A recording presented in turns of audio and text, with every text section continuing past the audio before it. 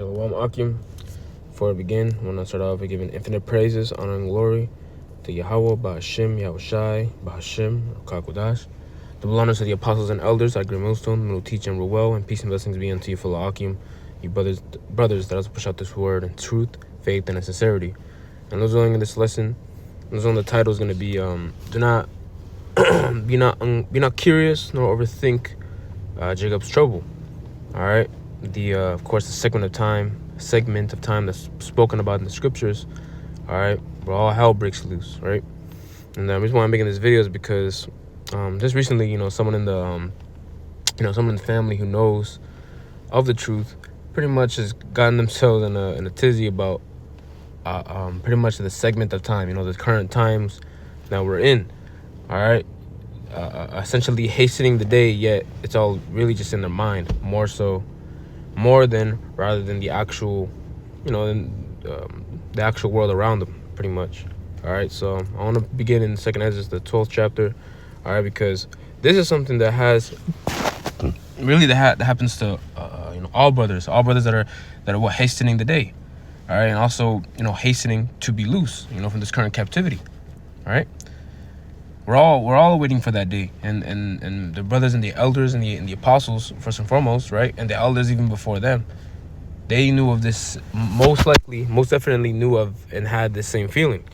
All right, but the scriptures nevertheless tell us to practice patience, right, and most importantly, long suffering. But let's get into all that. This is 2nd Ezra 9 and 12. It says the same. I'm starting at verse 13. It's all right. It says, "And therefore be thou not curious how the ungodly shall be punished, and when, but inquire how the righteous shall be saved, whose the world is, and for whom the world is created." All right, so straight up, there's no need to pretty much consider, all right, of how essentially how these 2/3 are going to receive their end. All right, 2/3 out of the nation of Israel, all right, you so-called blacks, Hispanics, and Native Americans. All right, the true Israelites, we understand that the majority and the wicked of our people, the one that have chosen to loathe, right, like it says in verse 11, to loathe, all right, to loathe the law, the Lord, meaning to have this intense hatred, right, this disdain for serving Yahweh Yahushai, and to hearken them, they're gonna receive their end. All right, it's already written in the scriptures, man. All right, so right alongside the destruction of Babylon the Great, all right, the virgin daughter of Babylon, all right, America, we know that this place not only is going to go out, it's going to have to go out, all right, by paying great pain to our people, all right, to those that are going to be ungodly, the ones that are going to be punished, all right, but the righteous nevertheless are going to be saved. All right, so there's no need to overthink, or to even, or worse, to have this way of saying, or this way of believing that they can somehow be saved, which is just not so. All right, remember, if the spirit of Yahweh Yahushai, the spirit of the Lord, is dealing with them, then they're not of the ungodly, truly, right? And also, you have to remember, we have to look at it in a more and really in a way that the Lord, all right, looks at how those 2/3 out of the nation of Israel are going to be punished, man. Like the fact that it's essentially going to be a mercy killing. Our people are way too far gone here in the worst captivity that Israel has ever seen. So they have to be punished. They have to be essentially be brought into the next life, the next kingdom to come. All right, the kingdom of Israel. All right. But anyway, nevertheless, like the scriptures say, there's no need to be curious. There's no need to be. And another thing is, it says, and therefore be thou not curious how the ungodly shall be punished, and when. All right. I want to get into that as well, because when you jump up, I'm gonna be jumping up a lot in the 9th chapter. All right, another thing is, I remember, because I came into this truth in and around pretty much before the time of C-19, when that pandemic happened, right? Pretty much, just a few years in, a couple of years in, and here it is, this widespread pandemic has happened. It's hit the earth, right? And of course, as a young brother, and being still am, young brother in the faith, all right, well, we're giving our praises to Yahweh Shem Yahushai. Here it is, society's collapsing, right? Well, that's how pretty much how it was looking, right? These draconian laws were happening. People had to be, curfews were being implemented. All right, stay at home orders, SOS alerts, save our, and again, widespread. This affected all countries, man. All right, but nevertheless, if we had measured the time diligently in that time frame, there wouldn't have been some level of fleshly disappointment, because what the scriptures say, to make it plain upon tables, to make it plain upon tables, the appointed time is set, but nevertheless, when that pandemic happened, it wasn't that time, and the thing is, again, this all goes back to measuring the time diligently in itself, like the scriptures say. I'm gonna read it right now. Okay, this is 2 Ezra 9:1. He answered me then and said, measure thou the time diligently in itself, and when thou seest part of the signs past, which I have told thee before, then shalt thou understand that it is the very same time wherein the highest will begin to visit the world which he made. All right, and this is a slow process. Same way how a lot of brothers tend to say that America is pretty much just circling the drain, circling that drain. So it's already prophesied. It's already destined. It's written that this place is gonna fall. We read it every day in these scriptures, man. Going to the Asia, Egypt, Syria, right? Oh, Babylon, the art to be destroyed.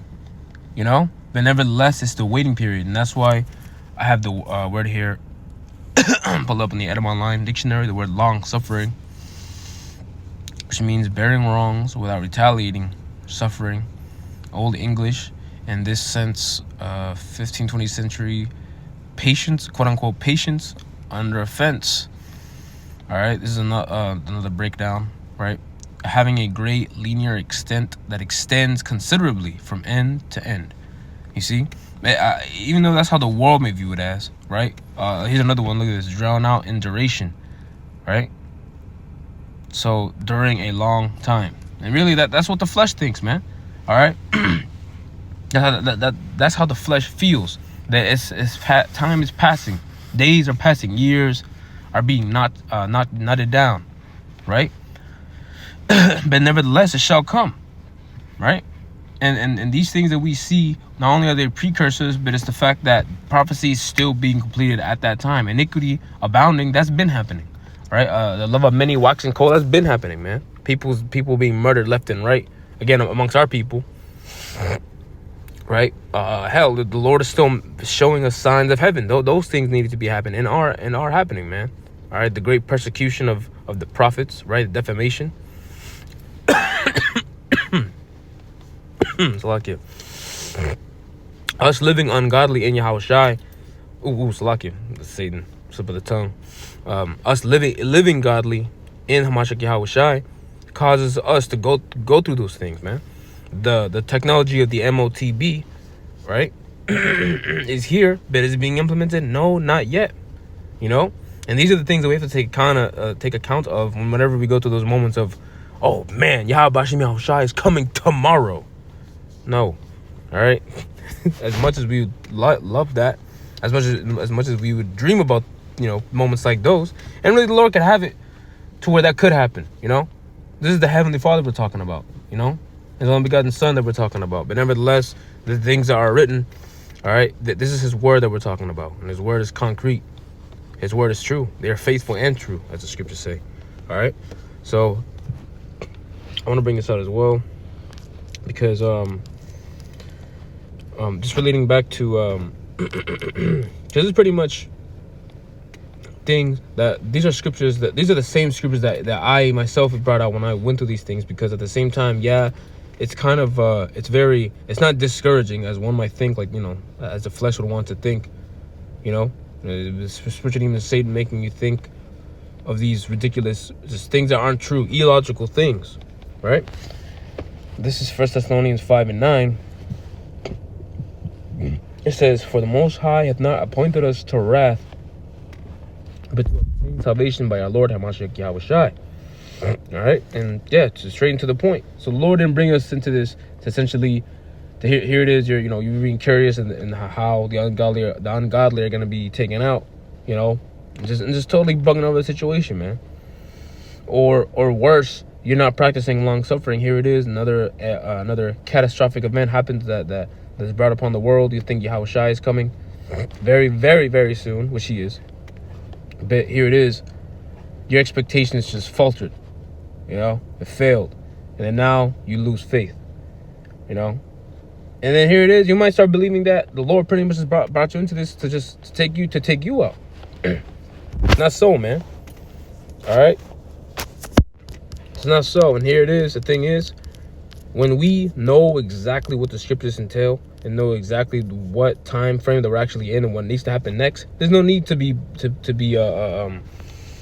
again, to be all in this frenzy state, Actually, I'm gonna read verse 4. It says, 2 Ezra 9:4 says, "Then shalt thou well understand that the Most High spake of those things from the days that were before thee, even from the beginning. For like as all that is made in the world hath a beginning and an end, and the end is manifest. Even so," I'm gonna keep reading, "even so the times also of the highest have plain beginnings and wonder and powerful works and endings and effects and signs, and everyone that shall be saved shall be able to escape by his works and by faith whereby ye have believed." All right, I'm gonna keep reading. It goes down to the fact that we're gonna be preserved, the elect. So consider these things, right? How not only are we having that saved seat, Lord's will, Adoratazah, Lord willing, in those chariots when the destruction actually comes.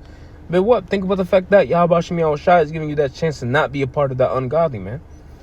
All right, consider the fact that the Lord deemed you strong enough to wait for the things that are tarrying. Though it tarry, wait for it, man.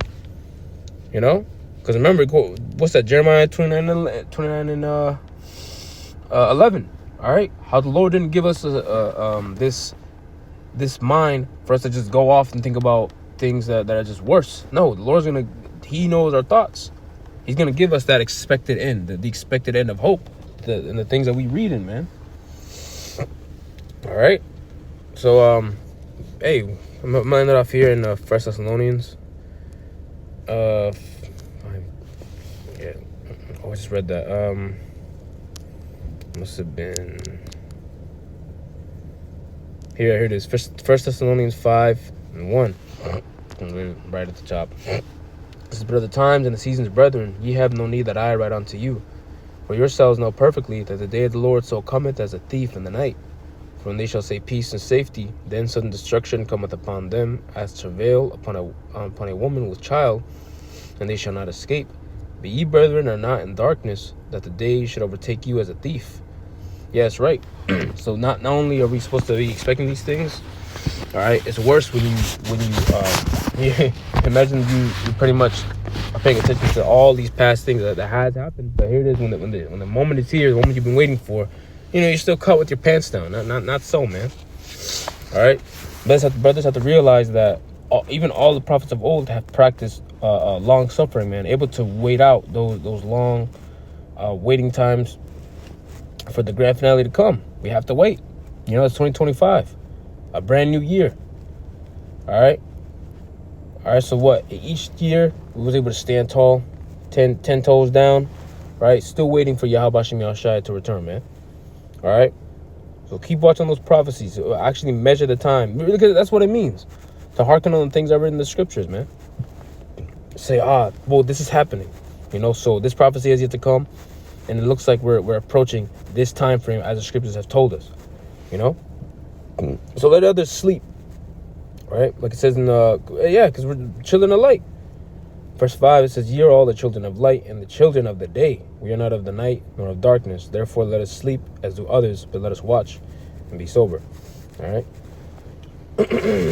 All right. So, and even when you're reading, like we read in verse 9, because that's what comes up next. The Lord didn't bring us into this to bug out over these segments of time. It's all coming in a linear fashion, man. All right, as it should. So those will the city was edifying and exhorting.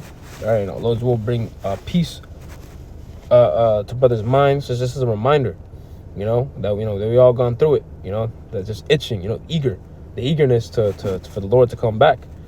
All right, but nevertheless, there's no need to be curious or the things that don't necessarily concern us, man. All right, especially when it comes down to the destruction of the wicked. So those on this video was edifying. We'll close out by giving infinite praises, honor, and glory to Yahweh, Bahashim, Yahweh Shai, Bahashim, Makakodash, to belong to the apostles and elders. I agree, millstone, may teach and rule well.